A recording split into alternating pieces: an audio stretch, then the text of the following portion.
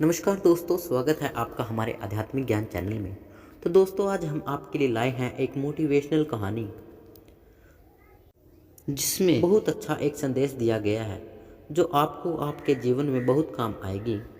तो दोस्तों, मेरी आपसे गुजारिश है कि कृपया कहानी में अंत तक बने रहें और अगर पसंद आए तो कृपया हमारे चैनल को सब्सक्राइब जरूर करें। तो दोस्तों, दुनिया में दो तरह के लोग होते हैं। एक वे जो छोटी सी प्रॉब्लम आ जाने पर घबरा जाते हैं और दुखी हो जाते हैं।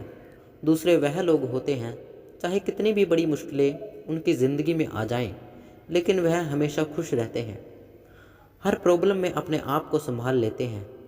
एक वे जो जिनके पास सब कुछ होते हुए भी लेकिन फिर भी वह हमेशा दुखी दिखते हैं, आपको हमेशा वे दुखी ही मिलेंगे। और दूसरे वे जिनके पास कुछ हो या ना हो लेकिन वह हम आपको हमेशा खुश दिखेंगे, मुस्कुराते मिलेंगे। आज हम ऐसे ही एक मोटिवेशनल कहानी के बारे में बात करेंगे। यह कहानी ही यह कहानी ऐसी है कि आपके जीवन में हज़ारों मुश्किलें या बड़े परेशानियां क्यों न आ जाएं, लेकिन यह कहानी आपको हर मुश्किल में रहना और मुस्कुराना सिखा देगी। तो दोस्तों, एक फ़कीर एक देश की यात्रा पर निकला। जब रास्ते में रात हो गई तो वह एक व्यक्ति के घर रुक गया। उस व्यक्ति का नाम था आनंद। आनंद ने उस फ़कीर की खूब सेवा की और दूसरे दिन आनंद ने फ़कीर को उपहार देकर विदा किया। वह फ़कीर आनंद की सेवा से बहुत खुश हो गया और दुआएं देने लगा कि हे भगवान, आनंद को हमेशा खुश रखना और वह हमेशा दिन प्रतिदिन आगे बढ़ता ही रहे।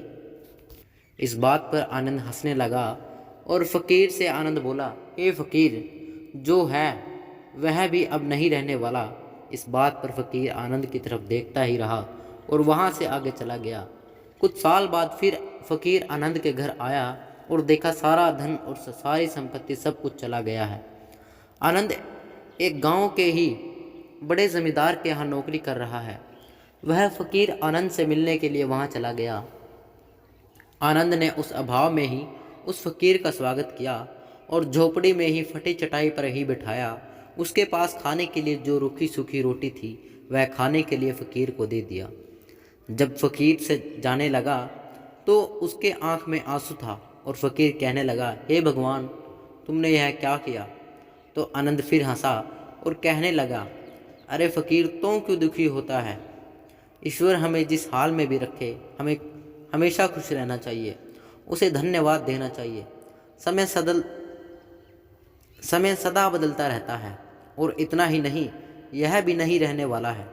इस पर फ़कीर सोचने लगा कि मैं तो केवल वेश से ही फ़कीर हूँ, लेकिन सच्चा फ़कीर तो तुम हो आनंद। कुछ साल बाद फ़कीर फिर से यात्रा पर निकला और आनंद से मिला और देखा तो देखता ही रह गया, क्योंकि सब कुछ बदल चुका था। आनंद अब जमींदारों का जमींदार बन चुका था।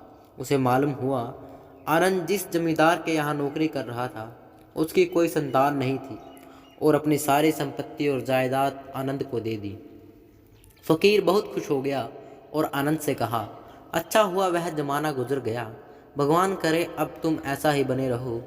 यह सुनकर आनंद फिर हंसने लगा और कहने लगा, फ़कीर, अभी भी तेरी नादानी बनी हुई है।